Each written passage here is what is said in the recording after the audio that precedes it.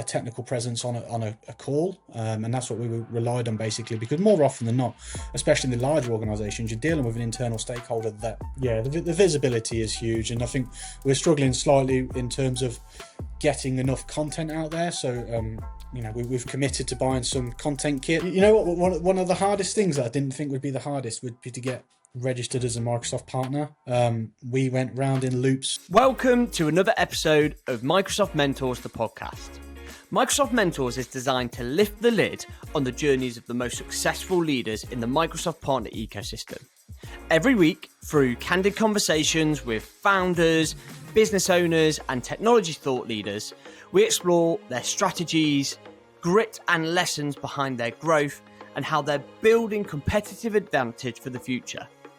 These are the untold stories and practical lessons from leaders who are defining success in Azure, AI, data, app innovation, and security. Our mission is simple: to tell partner stories at scale and create impactful Microsoft conversations. Hello, and welcome to another episode of Microsoft Mentors, the podcast. Today, I'm really excited to be joined by Chris Dreyer. I've known Chris for a number of years. He is now the co-founder and operations director at Mondo Cloud. How you doing, mate? Yeah, really great to be here. Appreciate the invite, Ollie. Like I say, it's been a wild ride. I've known you for a few years, and you've placed me as well in a couple of those roles in the past. So great to be invited back. Yeah, the full circle recruitment dream. I've worked with you as a candidate, I've worked with you as a hiring manager, and now you're on the podcast. So I guess for anyone that doesn't know you, Chris, it'd be good to, I guess, maybe start off with just a whistle-stop tour of your IT career, from how you entered the industry through to sort of getting up to where you're at now, if that's okay, mate. Yeah, absolutely. So, believe it or not, I started in bar work at the now called CBS Arena in Coventry, which is the home of Coventry City Football Club. Yeah. They had an MSP that actually lived on site there, and I was doing IT at college at the time, and from that managed to get a role there. Got out of bar work, running cellars, barrels, that kind of thing, into IT. Yeah. And what I'll say is an exhibition football ground that does concerts, multi-million-pound events every year, with hotels, casinos on site. There was no better playground for me to sort of hone and learn IT skills. From there, I stuck around for quite some time, sort of building up my experience, and then moved on to carry on into the MSP world. Moved to a couple of other MSPs over my time. So from the different various levels of MSP, I was at sort of going from a sub 1 million turnover to sort of a 3 million turnover, then a 5, and then I landed at a company called Fabric IT, who were specialising in sort of Microsoft Modern Workplace, probably just before it hit its peak. Yeah. And from there, we're doing, numerous modern workplace projects, whether that's Exchange migrations, full, Intune enrollments, tenant-to-tenant migrations.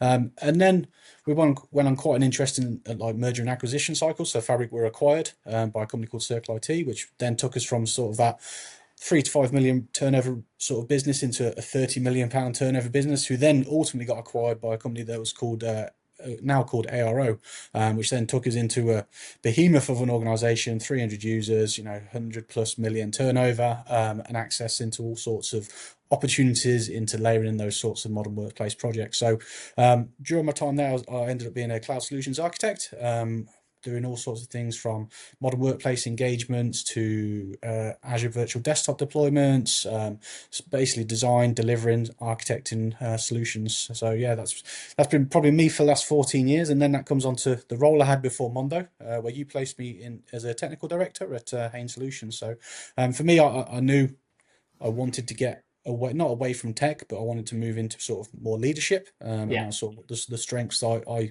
felt I had in an organization. I spent just over 12 months there, honing that and realizing ultimately there's something else I wanted to do, and that sort of lent itself into Mondo essentially.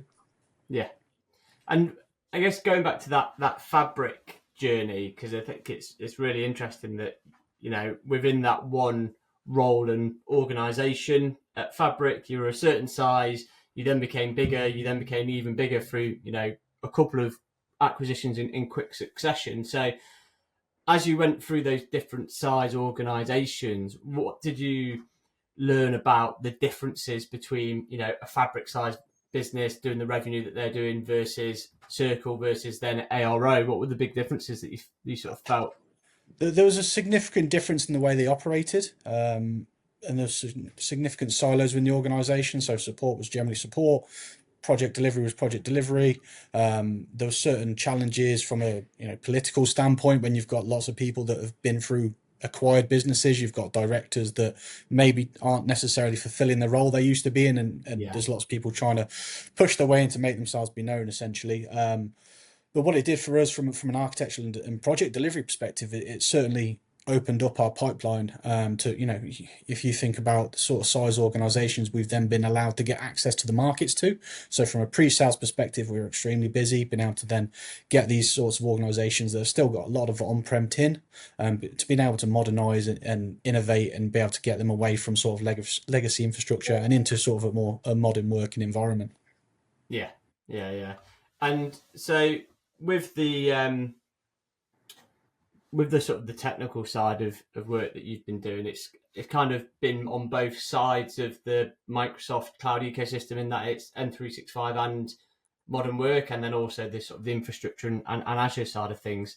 Do you tend to find that people pick up the cloud journey at one point and sort of go to the other? Do they normally start with 365 and go into Azure? Is it the other way around? Does it vary for sector? What's your sort of the normal journey that you see these businesses go on?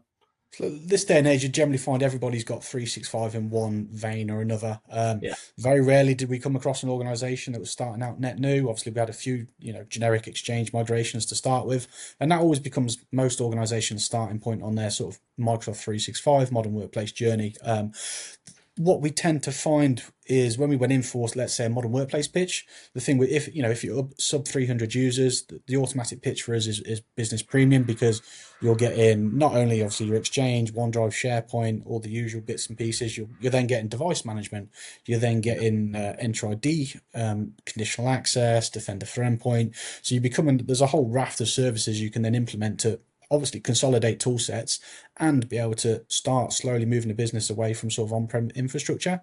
That then very nicely leads itself into Azure. So you'll end up doing a bit of due diligence discovery on a site. How can we best get this site to what we would call our target operating model? So that'd be like Enter ID joined if applicable. Try and get rid of any hybrid scenarios where necessary. What can we do with the line of business apps? Let's just take everyone's enemy Sage, and what can we do with that to streamline that? Put it into maybe a virtual desktop environment, published remote app, that kind of thing. So they really do go hand in hand. Obviously, you'll always get the nicer organizations out there that have none of that line of business stuff kicking around because they've already gone SaaS based or something like that. But the one route to get rid of to move those legacy apps is always virtual desktop for us. Yeah. And you obviously started out on the technical side of things, but then developed into, I guess, a mixture of pre-sales and technical, and then obviously became more commercial, then going into leadership roles, which were a blend of sort of technical leadership, but also that commercial pre-sales element of it. So a lot of people are on that sort of journey where maybe they're, reaching towards the peak of the progression that they can find in their careers when it comes to pure technical. Was there anything that you did specifically to help you transition into those sort of more commercial pre-sales led conversations? Was it just a natural development of the roles that you're in? What did that look like?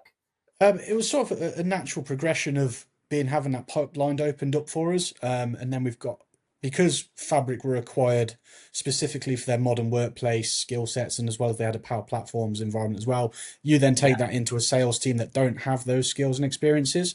And while you can put together sort of foundational packs for the and train the sales executives up and the SDRs up to a level, it was always ideal to have a technical presence on a call, and that's what we relied on basically, because more often than not, especially in the larger organizations, you're dealing with an internal stakeholder that is IT. Especially when you're in that 200 user plus, generally you'll find most of them will have some sort of internal IT presence. So it was easy for us to then jump in and ask and answer any technical questions on the fly from that. But if you find yourself a really good salesperson and you've got yourself a good pre-sales person, it's like a old school classic Premiership strike partnership. Big guy, little guy, work in tandem.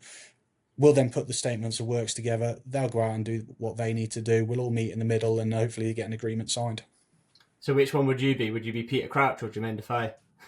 Peter Crouch, Bust the Robot. Yeah, yeah, absolutely. Cool. So that's, I guess, your journey in IT and in the Microsoft space. Um, then leading to where you're at now, and obviously starting off and kicking starting your own sort of business journey with Mondo Cloud. I guess first off, where did the idea come from? What was the sort of, was it pub conversation over some beers? Was it something that had been brewing over a period of time? What was the sort of the initial idea behind Mondo and getting started? No. So I met one of the other co-founders, Chris Hudson, during my time at Fabric. We always got on really well. We were, very closely aligned.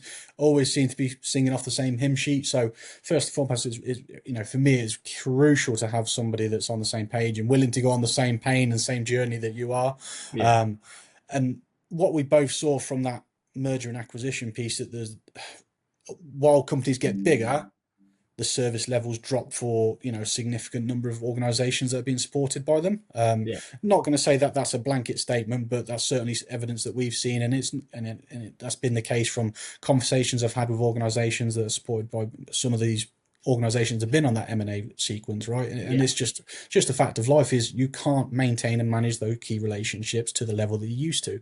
And so for us, it was always about bringing it back to the right levels of service. And I think we'd had numerous conversations in the past. It was, could we do something one day? When would the time be right? And for us, I've got a young family. Chris has got responsibilities. We've all got mortgages and stuff to pay. So for us, it yeah, was always like, I'd love to do it, but we haven't got the cash to do it because, we're realistic in the fact that we're going to take 6 months to get somewhere to the point that we're bringing money in, yeah, we're where we want to be, that kind of thing. So for us, I ended up having a conversation with a previous customer that I got on really well with, in Simon Fisher, and he always wanted to have a crack at something in the sort of technology space, and again was really along the lines of service levels of drop. It shouldn't be that hard to get good service in the IT space, and luckily we managed to come to an agreement, get some additional investment, and Mondo Cloud was born. there you go. So that was, when did the doors open? When did you actually officially kick in as Mondo? So conversations been happening for well over 12 months, just here and there, thinking when can we do it, and then the sort of stars all aligned back in June, July last year, and we officially opened in October. Obviously we spent the 6 months before that, when we officially sort of thought let's go for it, to start building out the website, getting what we could from a product perspective, getting sort of our what's our why are we doing this, Yeah. what are our core values, what's key to us, from a culture perspective, and try and get all our ducks in a row before we officially manage to get up and open, essentially. Yeah, it's again, I guess, building a different skill set, isn't it? Because I know from my own experience here at Cloud Decisions, working on website copy, logo designs. What font are we going to use? What colours are we going to use? You know, they seem like trivial conversations when you look back on them, but actually at the time, it's like we've got 10 fonts here and we like them all. Which one Yeah, do we they choose? It's really so matter. difficult. Yeah, obviously we went out and used things like Fiverr to try and make life easier for logo design, brand packs, that kind of thing. Chris Hudson is technically, is so good artistically, whereas I'm absolutely not. So, Yeah, he was really good at putting a lot of the website and stuff together. I was in the background putting things like service contract templates together, that kind of thing. So, we had a really good starting point. Don't worry, it was long hours, evenings, juggling around existing commitments, job. I had a wedding to go to my own wedding to deal with, and all the yeah. stresses and strains that brought with it. But yeah, it all sort of came together in the end. Yeah, I think it kind of boils down to, isn't it, that there almost never is a right time. If you're at a point in life, like most of us are, where we've got responsibilities and mortgages and kids and stuff like that, if an opportunity presents itself where actually there's a way of doing it, there's an investment stream there, then actually it's like, is that opportunity ever going to come up again? And yes, there's risk to it, isn't there? There always is, and that's where you know you get the risk and reward from running businesses, is that you've got to take the leap of faith at some point. Um, how did that, I guess, conversation go with family and also with yourself, in terms of when it got to the point of saying, right, we're going to do this, I'm going to step out of being PAYE employed and knowing that we're getting a pay pack every month, to going into this whole new world of running a business? How did you sort of get over that sort of personal barrier? So the conversation with the wife was quite difficult because I'd already made my mind up at this point. I'm pretty Yeah, stubborn like that. When you've got something in your mind. Um, the analogy of, like, imagine you're in a rowing boat, like where I felt like where I was at the time. Imagine you're in a rowing boat. There's loads of people in the boat, loads of oars, but you're the only person rowing. That's what I felt like. And then to get an opportunity come around where you go, you know what, we're all going to be in the same boat. We're all going to be rowing in the same direction. We're all on the same page. And for me, that was so exciting because, especially being able to build something from the ground up where you're not going to get dragged by previous bits and pieces, culture that's already in the business, people that's in the business. So I'd made my mind up, sat down with the wife and told her that I'm going to be leaving my job. PS, it'd be literally, I got married in September. We had 2 weeks away, and I literally started the day after I got back. So she was less than pleased, but she understood and realised it was an opportunity. I think she'd just come back off mat leave as well, so it was even slightly more complicated for us. yeah, But yeah, she took it with good grace. She's been really supportive since then. My dad as well, he's been very supportive. So yeah, from a personal standpoint, it's been good. Obviously, the first 6 months has its own challenges. There's been times where I've been stressed and not very nice to be around at times when I'm trying to juggle everything. But I give her all the credit she's due. She's been really supportive of me.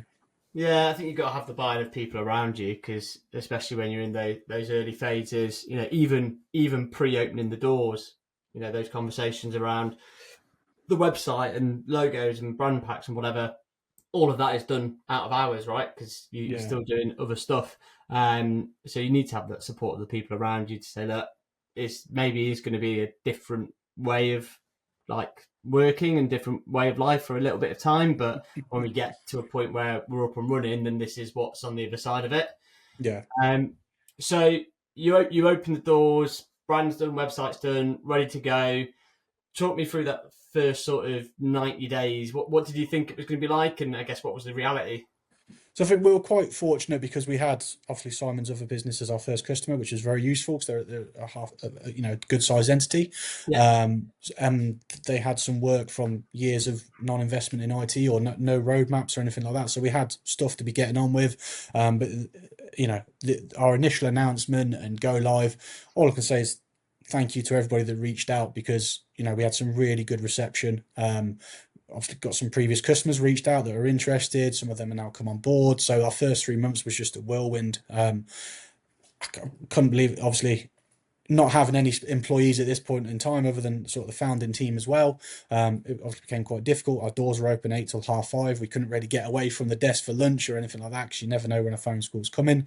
We're Yeah. trying to juggle marketing, website, sales, contracts, anything else that you can throw into the mix. And a big shout out to all the marketing people out there because it's so much harder than you think it is to keep on top. Even trying to keep a couple of LinkedIn posts a week.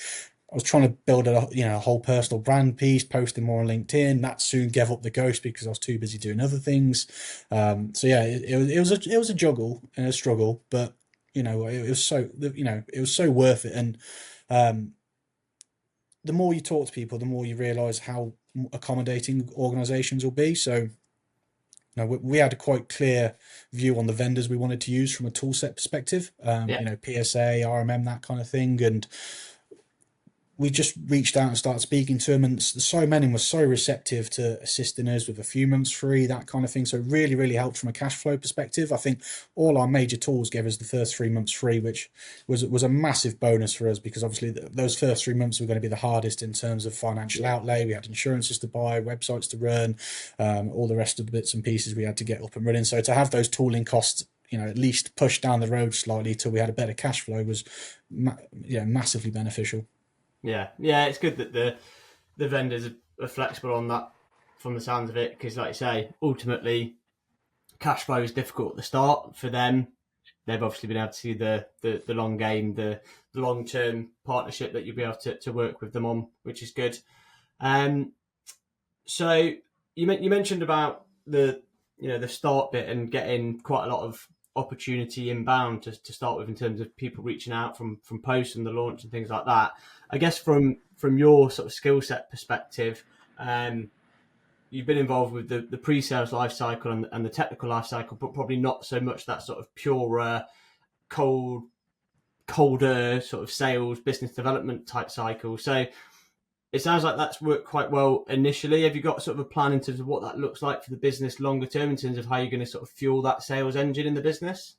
Yeah, like I said, we've been quite lucky to start with, but I was acutely aware from my time at Hain that the MSP sales cycle, you're looking at a minimum 6 months from any sort of plus multiple contacts during that 6 months to even get, you'll put a proposal out in December, but it won't get signed or even ready to go live till June, that kind of thing. So that was the sort of Yeah. thing I was acutely aware of. Obviously, the advantages of teaming up with someone like Simon is he's got contacts from his other business that we're hopefully looking to sort of look into and see if there's opportunity there. But we have officially hired an SDR now who will be starting off in May. So for us, it was really key that we start getting a funnel open, not just obviously inbound contacts, but for someone to start doing that cold outreach. And I know how successful that can be from sort of seeing it hands-on in previous roles. And when you find a good SDR or account executive, a proper diamond in the rough, they can be sensational for business. Yeah. It's all about getting it to a position where Mondo is front of mind. So even if the timing isn't right now, when they do need to review or they do need to look at it, the brand, the business awareness of who you are and what you do is there at the right point in time for that organisation, isn't it? Yeah, the visibility is huge, and I think we're struggling slightly in terms of getting enough content out there. So, we've committed to buying some content kits. So hopefully we'll start seeing a few videos pop up from us. Chris Hudson's going to be taking the lead on that side of things. He's got a bit of an ambition to be an MVP at some point along the line, and I'm fully sure he will get there. Yeah. And so, yeah, for him, and for us as a business, we really want to be there in terms of the content side of things, and hate the buzzword, but sort of thought leadership, that kind of stuff, because we've got a lot to offer in that respect. And it's not just about trying to be, we don't want to be a sales pitch. We just want to help organizations get the most out of the technology that they're already using or paying for. And obviously if we can help them do that and with some of our content, then that's great. Yeah, and I think that's where the market has gone, especially in sort of the specialist space, whether that is a specialist in IT services and Microsoft like you guys are, whether it's in the specialist space like myself in recruitment for Microsoft technologies. That's the way that the market and the engagement model is definitely shifted, where things like content, things like LinkedIn are so important for that front of mind presence. Being able to offer free value to organizations as well is massive, because you're building credibility through that value. My biggest pointer for Chris, for the content side of things, get loads of cool lights and then it's just sorted. That's all you need. This microphone was purely bought because it's got LED Just lights for on it. light, yeah. We've got a camera now. We've got the green screen. We've got some lighting. He's having a little play around with it, so hopefully we'll start seeing some stuff come out soon. Yeah, cool. And in the last sort of 6-9 months, have you had any? Oh shit, we didn't think about that moments. Anything that jumps out where you think, we really needed to think about that before we started the business, and actually, You know what? One of the hardest things that I didn't think would be the hardest would be to get registered as a Microsoft partner. We went round in loops before we opened for 6-8 weeks with Microsoft support. I tried every contact I had to try and get somebody, because they had some issue with our address, basically, right. registered to an ID, that kind of thing. While we provided all the evidence to say we worked for Mondo Cloud and we were registered as the business, and we had obviously the the company's house registration documents and all that, we couldn't physically get to speak to someone at Microsoft, and they basically just kept batting us back. And it took 6 to 8 weeks, and we literally thought that would be the showstopper for us launching on October 1st at one point. It was really cutting close, and we had some help from our CSP Pax 8 to sort of help us get there, and they were so accommodating to us as an organization. We hadn't had our VAT number. Couldn't get registered as a Microsoft CSP. All these things took so much longer than they thought we would, whereas we thought it would just be cut and dry. Let's get it applied, job done. So yeah, for anyone starting out, get those things registered early. Yeah. So what's because obviously I spend a lot of time talking to established Microsoft partners, and we know what that looks like once you're in it and getting advanced specializations and solutions designations. How do you even, in terms of turning up and knocking on Microsoft's door saying we want to be a Microsoft partner, what's that process look like? What do you need to give them as evidence and stuff? So, it wasn't that difficult in terms of what you had to give them. I think we got stuck in a loop, but Yeah. obviously get yourself registered as an organisation, as a company's house. Um, get yourself obviously associated with your domain, get your Microsoft tenant set up, and then to go through a registration process. And then you have to become like their cloud AI partnership program. Yeah. Get registered as that, then you can get registered as a CSP, which means you can then, once you get approved, get registered with your likes of your Pax 8 and Affinigates, your big cloud disties, to then you can start transacting Microsoft Cloud licensing. And then from then, the goal is to then start getting your solution designations, which we're very close to doing for our first solution designation, which is great for 6 months in. Yeah. I think we'll have it by probably end of June. And which solutions designations? So we'll have modern workplace, hopefully SMB by the end of June. We'll probably get Azure infrastructure before September as well. So we're pretty close on both of them at this point in time. So for us, they were massive. Obviously, there's a financial outlay to get that, but there's a big benefit from not just the association with it from a marketing perspective, but we get things like obviously a Microsoft licensing as part of that, Azure credits, that kind of thing, and it's been on it's one of our goals for the year. Yeah. Yeah. So have you got a massive love-hate relationship with Microsoft Partner Center then at the moment? Yeah, massive hate. But we want to get our solution designation so we can start getting our commercial incentives back from Microsoft for the licensing, the Azure spend that we have, and then hopefully use that to push our marketing engagement. Maybe use the spend to get us out to Microsoft Ignite, that kind of thing, which is sort of the benefits of having those commercial kickbacks. Yeah, absolutely. And I guess you mentioned that. One of the big pain points that Mondo is setting out to address for customers is that, I guess, potential drop off in service. Maybe they're a size organisation that just drops through the cracks a little bit, isn't a gold platinum customer in some of these bigger MSP type environments. So I guess from your perspective with Mondo, what's your sort of service delivery, service level proposition that you have for customers in terms of how you can fix those issues that they're having with their current suppliers?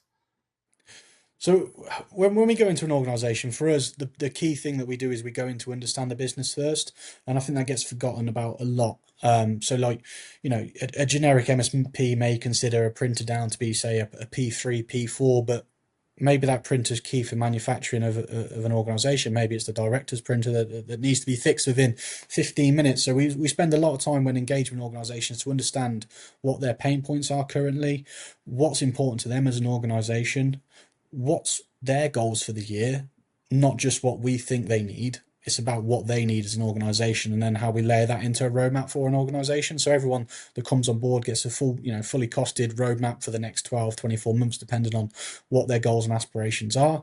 We've got commitments to our customers around SLA times. And the big thing I've got for our engineers is pick up the phone and speak to people. So many times service desks will sit and hide behind the tickets and the keyboards, and 9 times out of 10 you pick up the phone, it's solved within 30 seconds. And that's the big thing I'm trying to drill into the service desk at the moment in time. And so far we're meeting all our criteria. We've not breached SLA, we've done all the right things. I think on average every ticket's being, SLA's being met within 22 minutes, which, for where we are, for the amount of numbers we're supporting, that's, I'm really happy and proud to say that. First time fix rates somewhere in the 90s as well. So we're doing all the right things.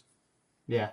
I thought we'd take a very quick break from this week's episode of Microsoft Mentors podcast to just talk a little bit about why the podcast and the community that it serves is so important to us as part of our purpose here at Cloud Decisions, and the purpose it drives within the wider Microsoft ecosystem. We've been involved here at Cloud Decisions in the Microsoft ecosystem for over a decade now, working with Microsoft partners and businesses with strong alignment to Microsoft technologies and their technology teams to help them to grow and scale their teams in cloud, security, data, and AI. For the past year, we've been working really hard behind the scenes to develop 2 core talent solutions that are built with our customers in mind and enable Microsoft-aligned businesses to access the talent they need to grow and scale their teams and ultimately hit their business objectives. We've developed CDX, our own proprietary talent intelligence system that uses custom AI, large language models and natural language processing to enable you as an organisation, as a technology leader, to make insight-led technology decisions on all of your permanent hires, and gives us the data that we really need to take your role to market to execute the search. We've also been working with customers here in the UK and in the US through Global Source, our global talent solution that is built to enable organisations to build borderless technology teams for permanent, contract, and flexible outsourced resources. So if you're a Microsoft partner or you are a technology leader within a business with a strong Microsoft technology alignment, and you'd like to know a little bit more about how CDX could fuel your permanent hires or how Global Source could offer you a global talent strategy, then feel free to reach out. And now let's get back to this week's episode of Microsoft Mentors, the podcast. And where's it got to now then in terms of, obviously, you and Chris started out as the co-founders. Where's the team going to be with some couple of additions in the next few months in terms of headcount? I think by June we'll have a team of 9. We've got obviously Simon, the other director, who's helping on the sales side of things and sort of the business direction. Obviously, recognise that as an area of weakness for me and Chris. While we're good at tech, we're good at Microsoft, we're good at a whole raft of things. We've never ran a business before, so that's sort of how Simon's helping out in that respect, from financing, business leadership. A few engineers on the service desk and delivery side of things, as well as an inbound SDR and potentially looking at a marketing lead as well, just to try and take some of the strain away. So yeah, by June we'll have a team of 9, potentially 10, if this other role comes off as well. But for what will be 8 months in, there's some incredible growth. Yeah. If you just take stock on that and say 8-9 months in, you've grown from 0 to 10 people, 1 new business, got yourself hopefully to a point where you've got the solution designations for Azure and modern work. That's probably about as good as you could have imagined it would have gone, really. Honestly, it's why I'm so grateful to everybody who sort of reached out initially, because we're not, me and Chris aren't salespeople. I'll always sit there and say engineers are the best salespeople you'll ever have, because they can know how to help people and they're not there to make the sale. So people warm to them a lot easier. But getting that initial in front of people, that's what we can't do. And so obviously to have those people reach out and come on board with Mondo and really believe in what we do has been a massive thing we're extremely grateful for. And obviously now we're at the point where we've got the SDR coming in, so we can start pushing and having our content come out, so we can really use that sort of leverage and push ourselves on in the future. Yeah. And in terms of your focus as a business on the customer side of things, have you got a sort of an ideal customer? Are you targeting mid-market, SMB, want to push into enterprise? Are you looking at different specific verticals? What's the sort of customer strategy? So far, we've not targeted a specific vertical. We've had a lot of luck in recruitment, strangely. So we've had a lot of, we've looked after a fair few. That's because those recruiters tried to set up all our IT ourselves and then realised we can't do it. Yeah, pretty much. But no, we've got a few customers in the recruitment vertical, but these have all just landed naturally. There's been no sort of targeted vertical we've gone after. But in terms of an ICP, we're looking at anywhere from 20 to 200 users. Anything sort of under that 300 seats is our wheelhouse for that sort of Microsoft Business Premium place. So that's a core focus of everything that we do and deliver. So yeah, pretty much everything fits in that. Longer term aspirations, we'd like to get into sort of the enterprisey space, because that's where the more interesting projects are from a technical standpoint, from an architecture standpoint. They're the things I used to really enjoy, when you get the large scale of migrations, being able to help in sort of the more quirkier and interesting environments. So yeah, long term, I think there's an appetite to go into that space, especially around sort of data governance, that kind of thing, which is sort of an area I'm keen to sort of take on and have a look at next.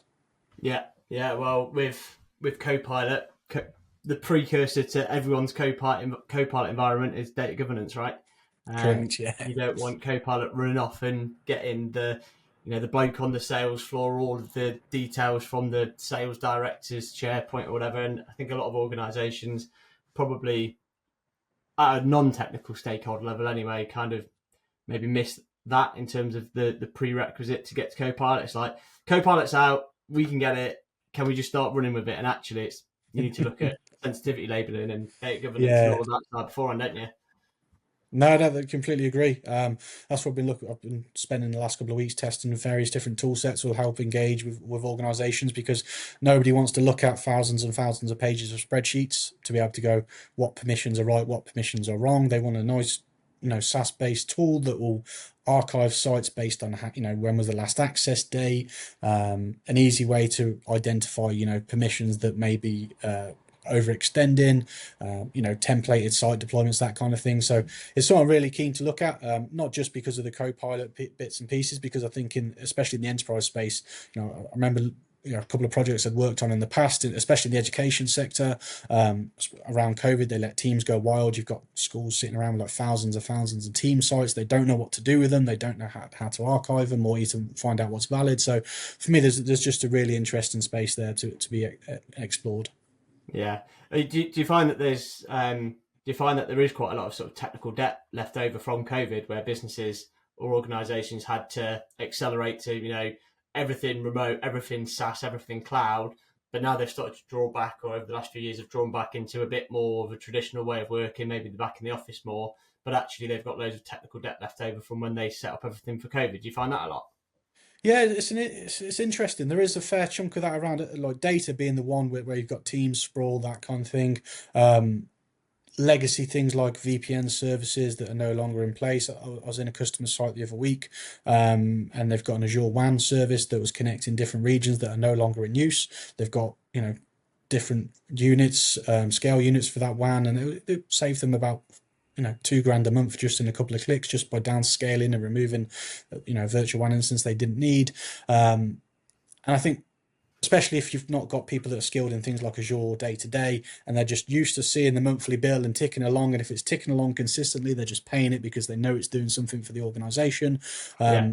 Whereas it's really useful just to get a second pair of eyes on it, because generally they'll come in and ask the questions, and you go, oh, yeah, actually, that's not in use. And you don't really realize the true value of what it is you've got deployed until somebody says, oh, we could save you X amount of thousands. Yeah, yeah. It's like if the bill's the same and everything's still working, then it must still be working. So it's Yeah, just like, leave exactly that. it. Exactly that. So, like I said, there's definitely some sprawl out there, probably more data governance wise than tech, or replacing older tech, shall I say. So, everyone went remote, had a VPN. Do they need those VPNs anymore? What are they paying for? So it's always good to do a bit of an assessment. Yeah, yeah, yeah. And with the type of work that you're engaged with customers, is it obviously it sounds like obviously the managed service offering is there. Are you guys getting heavily involved with organisations and going in and doing the professional service side of things, and going in and building and delivering new solutions as well? Yeah, 100%. So every customer, like I said, every customer that comes on board is getting that roadmap. But as part of coming on board with Mondo Cloud is we'll do that initial security uplift. So if they're not already, in a position where they're Enter ID joined, we'll get them there or as close to. Very proud to say every customer we have on sort of our top managed service tier is on a Microsoft Secure score of 80% or above. That's something we're committed to keeping consistently as much as possible, using sort of the tool sets we have, implementing things like quarterly baseline updates based on, Microsoft's updates, NCSE guidance changes, that kind of thing. Anything that we can do to try and keep a very level, steady playing field on the security side of things is something that we're really keen on doing. But yeah, aside from that initial piece of professional services, we're then obviously generating the roadmap for organisations, which will then lead to more professional service projects down the line. Yeah, yeah, yeah. And then I guess in terms of your sort of internal tech stack that you've got, obviously you going out and delivering M365 and Azure and Microsoft Cloud solutions, but are there any tools, any assessment tools or internal portals, internal technology that you use that you were maybe unsure about at the start about using, and actually now you've got it, you're like, we couldn't live without this piece of technology? Well, to be fair, every tool I bought in I'd used previously, Yeah, or something similar. So we were really lucky that we could pick our stack right from the off. So PSA solution, we went out to Halo because we know it's the most modern, most customizable, fit our needs. Obviously, they were accommodating in terms of what we needed to start with. Ninja One, yeah, from an RM perspective, went out because I knew it and installed it previously, which meant our installation costs were reduced. Again, they were willing to be flexible on the first 3 months. Enforcer was probably the only tool we hadn't used before, but we had used something very similar. But we'd done some demos with it, and we had the luxury of a bit of time to play around with it before we got rolling with it. So from a tech stack, we had such luxury of being a startup that we could start afresh and have used those 6-8 months beforehand to really play around with tools to make sure we're getting the best of them. yeah, yeah, yeah. Because that's the thing. It's always the worry when you're starting any business, is that there's so much choice out there, isn't there, in terms of every single individual pillar of what you need as a business to run a business, from a tech perspective, from an operational perspective. there's so many different options that it's actually how do you get to the point of knowing what your own internal tech stack's going to look like as well. Yeah, like for an MSP, your PSA is your lifeblood. Like everything should live in there, from invoicing, accounting, to time tracking, to billing, to project management, to asset tracking, customer reporting. So for us, it's really key on getting that in and set right. I'm going to sit there and say it's not set right now because it's most of my role at the moment is, when I find time, is to keep going through my list of improvements that I need to be making to it to sort of make our life easier. But we know it was the tool for the job at this point in time. Maybe that won't be the case in a few years' time, but right now we have the luxury of picking the right tool for the right job. Yeah, absolutely. Cool. So, as I say, mate, it's been a crazy journey by the sounds of it for you guys over the last 9 months, which is kind of scary. What's the sort of plan for the next 6 to 12, 18 months for you guys? So we sat down as a business, and you're aware of EOS, entrepreneurial operating system. No. So it's a bit of a framework that I've been around inside a couple of other MSPs. Don't get me wrong, there's loads of different frameworks out there that you could pick. This is just one that I've seen used in MSPs successfully. And it's all about obviously setting your business goals, making people accountable, turning those goals, what's your 10-year target, your 5-year, 3-year, 1 year, quarterly, breaking them down, assigning them to different people based on the teams, making them accountable. So that's something we're really keen to implement. Now we've got these first 6 months out of the way. We've sat down as a business and worked out where it is we want to get to. And we're going to utilise those next 6 months really heavily to be able to do that. Cool. So yeah, good sort of 6 to 12 month plan. And what was that framework called again? Because it'd be worth me going to EOS, Entrepreneurial Operating System. Okay. Have a little search for it. Honestly, it's a good book. There's tons of them out there. I'm not going to sit there. But some people are really, really keen on it and say it's the lifeblood of everything they do. For me, it's a framework for us to stick to and to try and run the business by, try and hold each other accountable to sort of what our quarterly goals are, to then obviously as an organisation come together and meet those 1 year, 3 year, 5 year targets, and hopefully one day get to that blue sky goal. Yeah.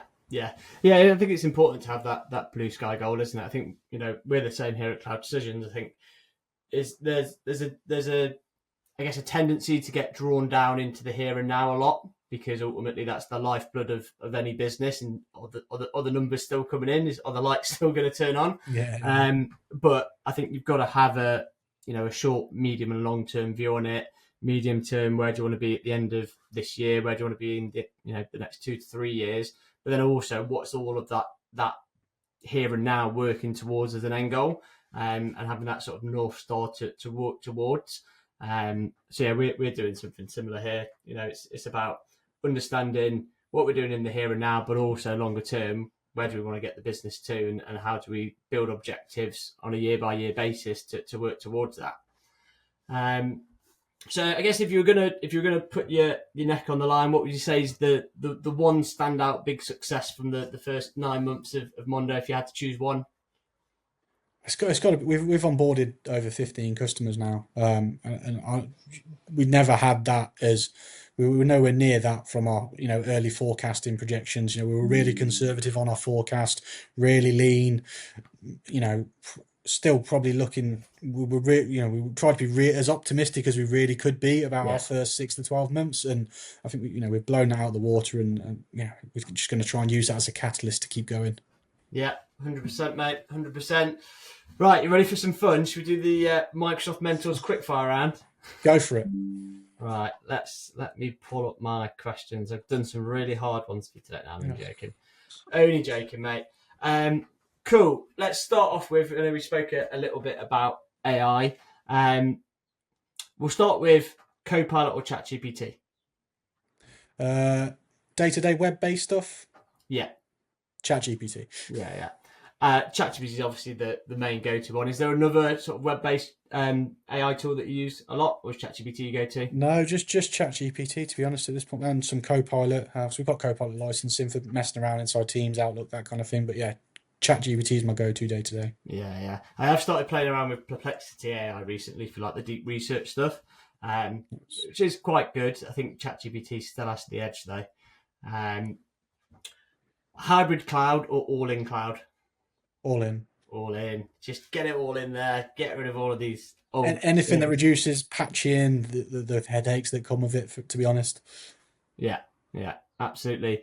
From an infrastructure as code perspective, Bicep or Terraform?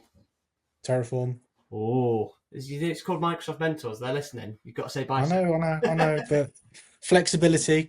Sometimes you need multi-cloud. Gotta have to put it out there. Yeah. From a business perspective, what do you prefer? Big one-off, meaty professional services revenue or monthly recurring revenue? Monthly recurring, unfortunately. Yeah. It's the MSP way. It's got to be. Yeah, pays the bills. A couple of fun questions then. If you could rename Copilot, what would you call it? Clippy. Clippy, of course. They've already renamed it. It was called Clippy before. Bring it back. Monday morning stand-ups or Friday pub debrief? If it's lunchtime debrief, I'll take one of them. Yeah. And then final one, you've either got to get the Azure tattoo logo tattooed on your arm, or you've got to have the Microsoft Teams ringtone as your phone ringtone forever. Which one are you going for? Azure logo. Really don't like that Teams ringtone. No. It's the stuff of nightmares. Yeah.